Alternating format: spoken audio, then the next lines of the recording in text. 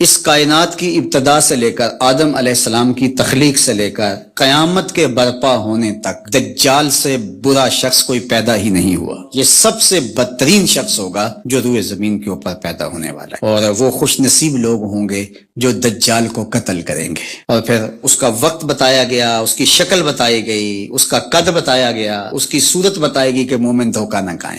حضور نے دجال کا نقشہ بیان کیا، ایک ایک چیز بیان کی دجال کی، چونکہ یہ سب سے بڑا فتنہ ہے اس کائنات کا، اس امت کا سب سے بڑا فتنہ تو یہ ہے جب سے آدم علیہ السلام تخلیق کیے گئے ہیں اس وقت سے لے کر کے آخری انسان تک سب سے بدترین، سب سے غلیظ، سب سے گندا، سب سے مکروہ اور سب سے برا وجود دجال کا ہے۔ اس لیے دجال کے فتنے سے ہر پیغمبر نے اللہ کی پناہ طلب کی ہے کہ اللہ مجھے اس کے فتنے سے بچانا۔ اللہ اکبر، کیونکہ بڑے بڑے لوگ اس کا شکار ہو جائیں گے۔ حضرت اسماء بنت یزید کہتی ہیں میں حضور کے گھر میں حاضر تھی اور ازواج مطہرات اور دیگر اہل خانہ بھی تھے کہ دجال کا تذکرہ چھڑا، تو اللہ کے محبوب نے ارشاد فرمایا جب دجال آئے گا تو اس کے آنے سے قبل جو 3 سال ہوں گے ان کی حضور نے حیت بیان فرمائی کہ آسمان تیسرا حصہ پانی کا روک لے گا، یعنی جتنی بارشیں برستی ہیں 2 حصے برسیں گی، 1 حصہ نہیں برسے گا، کم ہوگی بارش اس سال، اور زمین کی فصل بھی جتنی اگتی ہے اس کا تیسرا حصہ نہیں اگے گی، 2 حصے اگے گی۔ پھر اس کے بعد دوسرا سال آئے گا تو 2 حصے آسمان پانی روک لے گا اور زمین 2 حصے فصل روک لے گی۔ پھر تیسرا سال آئے گا تو 1 قطرہ بھی نہیں برسے گا اور زمین سے 1 دانہ بھی نہیں اگے گا، حتیٰ کہ کھروں والے جانور اور چرنے والے جانور اور کوہانوں والے جانور سارے کے سارے مر جائیں گے، یعنی اونٹ، بکریاں، گھوڑے سارے مر جائیں گے بھوک کی وجہ سے، قحط سالی کی وجہ سے۔ جب یہ 3 سال گزریں گے تو پھر دجال آئے گا، اور دجال ایک دیہاتی کو ملے گا اور کہے گا کہ اگر تو چاہے اور مجھے رب مان لے تو میں تیرے گھوڑے اور تیرے یہ جانور زندہ کر سکتا ہوں۔ وہ کہے گا کہ اگر ایسا ہو جائے تو بہت اچھا، تو وہ اشارہ کرے گا تو اس کی بکریاں، اس کی گائیں زندہ ہو کے اس کے ساتھ آ جائیں گی۔ شیطان اس شکل میں جو ہے وہ نمودار ہوگا تو اسے لگے گا کہ سب کچھ زندہ ہو گئے اور وہ اس پہ ایمان لے آئے گا۔ اس کے بعد پھر دوسرے دیہاتی کو ملے گا اور اس کو بھی یہی کہے گا، تو شیطان پھر اس کی بھیڑ بکریوں، اس کی گائے، اس کے اونٹ، ان کی شکل کے اندر ظہور پذیر ہو جائے گا، تو پھر اس کے پیچھے وہ بھی چل پڑے گا۔ یہ 2 چیزیں حضور نے ابھی بیان کی تھی کہ حضور کو باہر کوئی کام پڑ گیا تو حضور یہیں چھوڑ کے بات تو باہر تشریف لے گئے۔ تھوڑی دیر کے بعد حضور جب واپس تشریف لائے تو حضرت اسماء بنت یزید اور گھر کی دیگر خواتین زاروں کے تار رو رہی تھی۔ حضور نے فرمایا تمہیں کیا ہوا، تم کیوں رو رہی ہو؟ انہوں نے عرض کی یا رسول اللہ صلی اللہ علیہ وسلم، آپ نے جو دجال کا ذکر کیا، کیونکہ صحابہ کے نزدیک سب سے قیمتی متاع ایمان ہے اور ہمارے نزدیک بھی سب سے قیمتی ایمان کی متاع ہی ہونی چاہیے، اور یہ بات میں نے کئی مرتبہ آپ سے کہی، اس دنیا میں سب سے بڑا انعام اور سب سے بڑا تحفہ جو حضرت انسان کو دیا گیا، سب سے بڑی نعمت جو ودیعت ہوئی وہ ایمان ہے، اور قیامت کے دن سب سے بڑی دولت اور نعمت عطا کی جائے گی جنت میں، وہ دیدار الہی ہوگا۔ جو یہاں ایمان سے محروم ہے وہ ہر خیر سے محروم ہے، اور جو ایمان کی دولت جس کے پاس ہے تو اگر اس کو دنیا کی کوئی چیز نہیں ملی تو وہ کنگال نہ سمجھے، چونکہ ایمان کی دولت اس کو نصیب ہے۔ مومن ہو اور پھر کہے میرے پاس یہ نہیں، میرے پاس یہ نہیں، میرے پاس یہ نہیں، میرے پاس یہ نہیں، تو یہ مومن کو نہیں جچتا۔ وہ اس پہ مطمئن رہے کہ یہ وہ دولت جو بڑے بڑے لوگوں کو نہیں عطا کی، اللہ نے اس عاجز اور فقیر کو عطا کر دی۔ تو صحابہ تو شکریہ ادا کرتے تھے، اور جب سنا کہ ایسے ایمان سستے سودے میں گائے اور بکریوں کی بس چلا جائے گا تو صحابیات رونے لگیں، تو اللہ کے محبوب صلی اللہ علیہ وآلہ وسلم نے ارشاد فرمایا کہ اگر دجال میری موجودگی میں آ گیا فرمایا فکر نہ کرو میں نپٹ لوں گا، اور پھر آقا کریم نے ارشاد فرمایا کہ اگر میرے بعد آتا ہے تو پھر ہر مومن کا اللہ خلیفہ ہوگا، یعنی اللہ اس کی طرف سے اس کی حفاظت فرمائے گا۔ اور حضرت اسماء بنت یزید کہتی ہیں کہ میں نے عرض کی یا رسول اللہ صلی اللہ علیہ وسلم، آج بھوک برداشت کرنا ہمارے لیے بہت مشکل ہے، یعنی اگر کھانا نہیں ملتا تو بھوکا آدمی کیا کچھ نہیں کر گزرتا، بھوک ضمیر بیچنے پہ مجبور کر دیتی ہے، آپ نے دیکھا لوگ گردے بیچنے پہ مجبور ہو جاتے ہیں، تو بھوک پر لوگ ایمان کیوں نہیں بیچیں گے؟ آج جبکہ آپ سامنے ہیں تو بھوک تنگ کرتی ہے تو بے تاب ہو جاتے ہیں، اور صدیوں کے بعد جب خوشحالیاں آ جائیں گی اور دجال یہ پیکج لے کے آئے گا، اس وقت مومنوں کا، مسلمانوں کا کیا حال ہوگا؟ جب اتنے فاقے ہوں گے، 3 سال تک کچھ کھانے کو نہیں مل رہا ہوگا تو پھر کیا بنے گا؟ یہ پریشانی اس نے تڑپا دیا ہے۔ تو اللہ کے محبوب نے فرمایا سنیے، ان کو وہی خوراک کفایت کرے گی جو آسمان والوں کو کفایت کرتی ہے۔ تو یہ ہمتن گوش ہوگی کہ وہ کون سی غذا ہے کہ اس غذا کے بدلے میں ان کو غذا دی جائے گی۔ تو آقا کریم نے فرمایا من التسبیح والتقدیس، یہ سبحان اللہ پڑھیں گے، اللہ کی تقدیس بولیں گے۔ جو فرشتے اللہ کی تسبیح تقدیس پڑھتے ہیں، یہ سبحان اللہ، الحمدللہ، اللہ اکبر، یہ تسبیح و تقدیس بولیں گے، ان کی بھوک مٹتی چلی جائے گی، اللہ ان کی مدد فرمائے گا۔ تو پھر مومن کی غذا تسبیح و تحلیل، تقدیس، اللہ کی عظمت کے ترانے، اللہ اکبر۔ اس لیے ہم نے بزرگوں کو دیکھا ہے کہ ان کو کھانا بھی یاد نہیں رہتا تھا حضور کی حدیثیں پڑھتے ہوئے۔ یہ وقت تو گزر گیا اور گزر رہا ہے تیزی کے ساتھ، یہ تو کس کو یاد رہتا ہے؟ ان کو کھانا تک یاد نہیں رہتا تھا، وقت گزر جاتا اور ان کو جھنجھوڑ کے کہتے میاں فجر کی اذان ہو رہی ہے، اٹھو ذرا۔ تو یہ ہمارے بزرگوں کی کہانیاں دل آویز ہے، اور واقعی اللہ کا ذکر پیاس بھی مٹا دیتا ہے اور بھوک بھی مٹا دیتا ہے اور تسکین قلب کا سامان کر دیتا ہے۔ آج سے تقریباً 1 صدی قبل اس امت پر بے یقینی کی کیفیت کو مسلط کیا گیا، اور ہمارے نفسیات کے ماہرین کہتے ہیں کہ یہ بچوں کے ساتھ بھی نہ کریں، کہ بچوں کو کہیں تم کچھ نہیں کر سکتے۔ جب آپ بچوں کو تانا دیتے ہیں تو وہ واقعی کچھ نہیں کر پاتے۔ تو اس لیے امت کو بے یقینی میں مبتلا کرنے کے لیے مغرب کی برتری کو ثابت کیا گیا، جگہ جگہ 2 نمبر دانشور بٹھا دیے، حتیٰ کہ ہماری عصری دانشگاہوں کے اندر فرنگی روحوں کے بے حس ڈھانچے مشرقیت کو گالی دینے لگے اور مغربیت کے قصیدے پڑھنے لگے، ان کی تہذیب اور تمدن کے گن گانے لگے اور اپنی تہذیب کو ڈیگریڈ کرنے لگے، اور دنیا کے سامنے یہ بات باور کی کہ یہ ناقابل تسخیر ہیں، ان کا مقابلہ نہیں ہو سکتا۔ یہ بے یقینی اس امت کو توڑ کے رکھ دیا۔ اقبال نے آج سے 100 سال قبل کہا تھا، سنے تہذیب حاضر کے گرفتار، غلامی سے بدتر ہے بے یقینی۔ اور اس امت کی نشأت کو، اس امت کی نہضت کو روکا گیا کہ نہیں تم مقابلہ نہیں کر پاؤ گے، اور یہ ماضی کے اندر بھی ہوتا رہا۔ قوم موسیٰ نے کہا تھا ہم تو مقابلہ کر نہیں سکتے، موت سے بدتر زندگی تھی، اور یہ بالکل ہتھیار پھینک چکے تھے۔ پھر حضرت موسیٰ آئے، ان کو کھڑا کیا، ہمت دلائی، دریائے نیل کے کنارے آئے تو پھر اڑ کے کھڑے ہو گئے۔ چونکہ 12 قبیلے تھے تو کہنے لگے کہ ہم ایک ہی راستے سے نہیں گزریں گے، دشمن پیچھے چڑھا ہوا ہے اور یہ قوم اڑ کے کھڑی ہو گئی دریائے نیل کے کنارے کہ نہیں ہم ایک سوراخ سے نہیں گزریں گے، ہمارے قبیلے الگ الگ ہیں، لہٰذا ہمارے لیے الگ الگ راستے بناؤ۔ قومیں جب نکبت میں، رسوائی میں چلی جاتی ہیں تو یہی حال ہوتا ہے۔ وہ کسی نے کہا کہ ہم ایران کا ساتھ نہیں دے سکتے، وہ تو شیعہ ہیں، تو میں نے کہا کہ چلو آپ نیتن یاہو کا دے دو، وہ تو سنی ہے۔ اس حالت کے اندر نیل کے کنارے کھڑے ہیں اور اب بھی کہہ رہے ہیں کہ نہیں ہم ایک گلی سے نہیں گزر سکتے۔ 12 راستے بن گئے، 12 رستوں سے 12 قبیلے گزرے، ادھر وہ بالکل دوسرے کنارے کے قریب پہنچ گئے، ادھر ان کا آخری آدمی دریا میں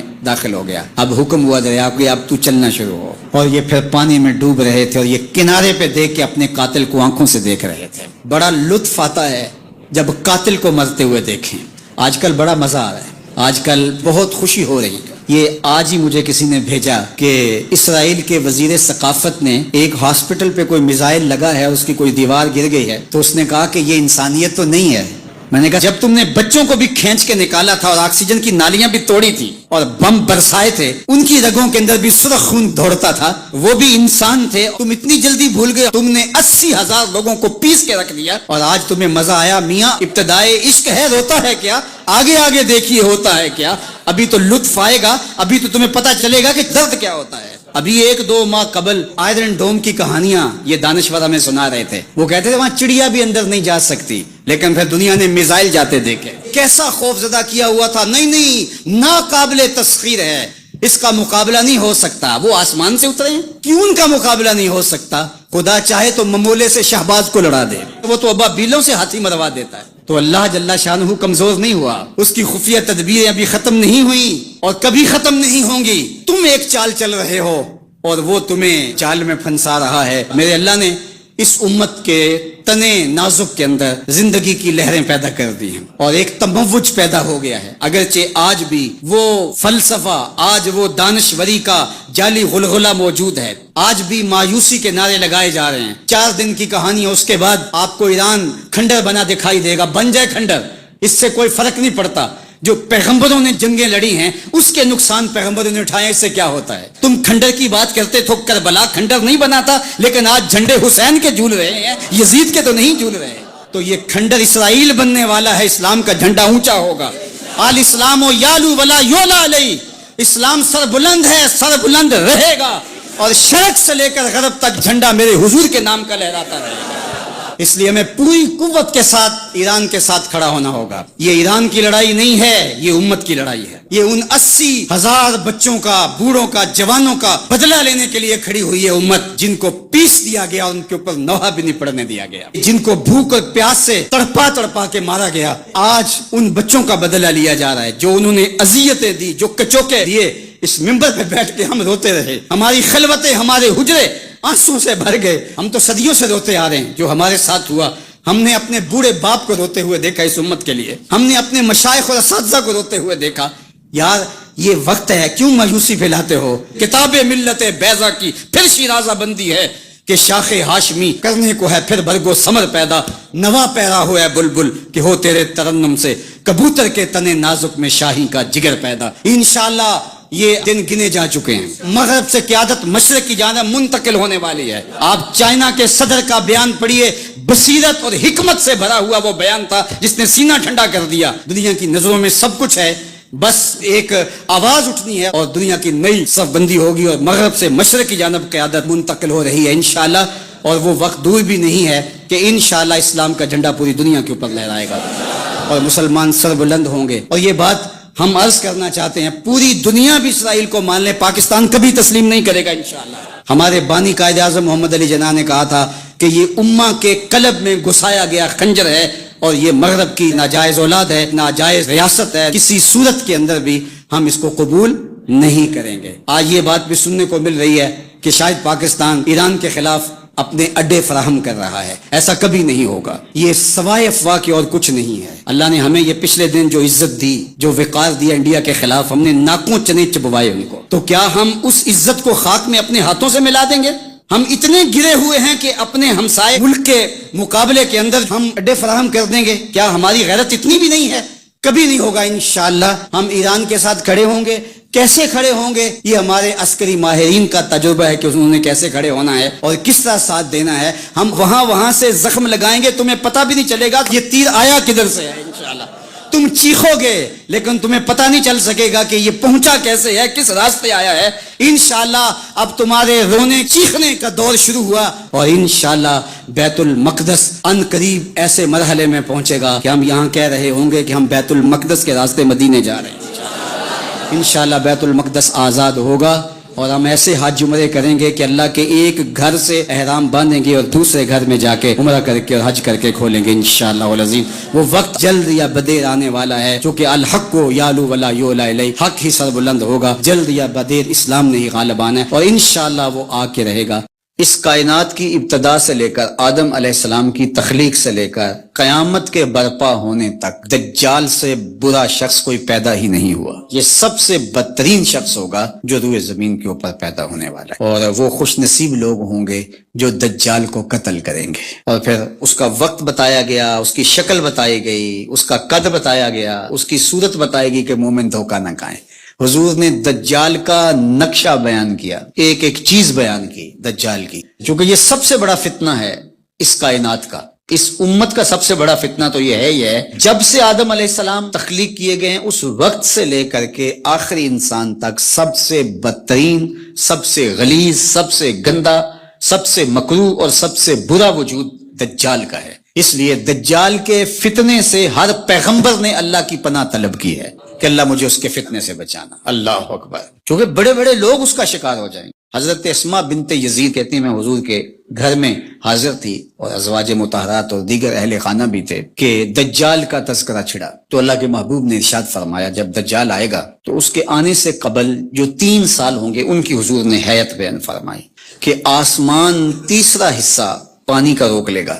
یعنی جتنی بارشیں برستی ہیں 2 حصے برسیں گی, 1 حصہ نہیں برسے گا, کم ہوگی بارش اس سال. اور زمین کی فصل بھی جتنی اگتی ہے اس کا تیسرا حصہ نہیں اگے گی, 2 حصے اگے گی. پھر اس کے بعد دوسرا سال آئے گا تو 2 حصے آسمان پانی روک لے گا اور زمین 2 حصے فصل روک لے گی. پھر تیسرا سال آئے گا تو 1 قطرہ بھی نہیں برسے گا اور زمین سے 1 دانہ بھی نہیں اگے گا, حتیٰ کہ کھروں والے جانور اور چرنے والے جانور اور کوہانوں والے جانور سارے کے سارے مر جائیں گے. یعنی اونٹ, بکریاں, گھوڑے سارے مر جائیں گے بھوک کی وجہ سے, قحط سالی کی وجہ سے. جب یہ 3 سال گزریں گے تو پھر دجال آئے گا اور دجال ایک دیہاتی کو ملے گا اور کہے گا کہ اگر تو چاہے اور مجھے رب مان لے تو میں تیرے گھوڑے اور تیرے یہ جانور زندہ کر سکتا ہوں. وہ کہے گا کہ اگر ایسا ہو جائے تو بہت اچھا. تو وہ اشارہ کرے گا تو اس کی بکریاں اس کی گائیں زندہ ہو کے اس کے ساتھ آ جائیں گی. شیطان اس شکل میں جو ہے وہ نمودار ہوگا تو اسے لگے گا کہ سب کچھ زندہ ہو گئے اور وہ اس پہ ایمان لے آئے گا. اس کے بعد پھر دوسرے دیہاتی کو ملے گا اور اس کو بھی یہی کہے گا تو شیطان پھر اس کی بھیڑ بکریوں اس کی گائے اس کے اونٹ ان کی شکل کے اندر ظہور پذیر ہو جائے گا تو پھر اس کے پیچھے وہ بھی چل پڑے گا. یہ دو چیزیں حضور نے ابھی بیان کی تھی کہ حضور کو باہر کوئی کام پڑ گیا تو حضور یہیں چھوڑ کے بات تو باہر تشریف لے گئے. تھوڑی دیر کے بعد حضور جب واپس تشریف لائے تو حضرت اسماء بنت یزید اور گھر کی دیگر خواتین زاروں کے تار رو رہی تھی. حضور نے فرمایا تمہیں کیا ہوا, تم کیوں رو رہی ہو؟ انہوں نے عرض کی یا رسول اللہ صلی اللہ علیہ وسلم آپ نے جو دجال کا ذکر کیا, چونکہ صحابہ کے نزدیک سب سے قیمتی متاع ایمان ہے اور ہمارے نزدیک بھی سب سے قیمتی ایمان کی متاع ہی ہونی چاہیے. اور یہ بات میں نے کئی مرتبہ آپ سے کہی, اس دنیا میں سب سے بڑا انعام اور سب سے بڑا تحفہ جو حضرت انسان کو دیا گیا, سب سے بڑی نعمت جو ودیعت ہوئی وہ ایمان ہے. اور قیامت کے دن سب سے بڑی دولت اور نعمت عطا کی جائے گی جنت میں, وہ دیدار الہی ہوگا. جو یہاں ایمان سے محروم ہے وہ ہر خیر سے محروم ہے, اور جو ایمان کی دولت جس کے پاس ہے تو اگر اس کو دنیا کی کوئی چیز نہیں ملی تو وہ کنگال نہ سمجھے, چونکہ ایمان کی دولت اس کو نصیب ہے. مومن ہو اور پھر کہے میرے پاس یہ نہیں, میرے پاس یہ نہیں, میرے پاس یہ نہیں, میرے پاس یہ نہیں, تو یہ مومن کو نہیں جچتا. وہ اس پہ مطمئن رہے کہ یہ وہ دولت جو بڑے بڑے لوگوں کو نہیں عطا کی, اللہ نے اس عاجز اور فقیر کو عطا کر دی. تو صحابہ تو شکریہ ادا کرتے تھے, اور جب سنا کہ ایسے ایمان سستے سودے میں گائے اور بکریوں کی بس چلا جائے گا تو صحابیات رونے لگیں. تو اللہ کے محبوب صلی اللہ علیہ وآلہ وسلم نے ارشاد فرمایا کہ اگر دجال میری موجودگی میں آ گیا فرمایا فکر نہ کرو میں نپٹ لوں گا. اور پھر آقا کریم نے ارشاد فرمایا کہ اگر میرے بعد آتا ہے تو پھر ہر مومن کا اللہ خلیفہ ہوگا, یعنی اللہ اس کی طرف سے اس کی حفاظت فرمائے گا. اور حضرت اسماء بنت یزید کہتی ہیں کہ میں نے عرض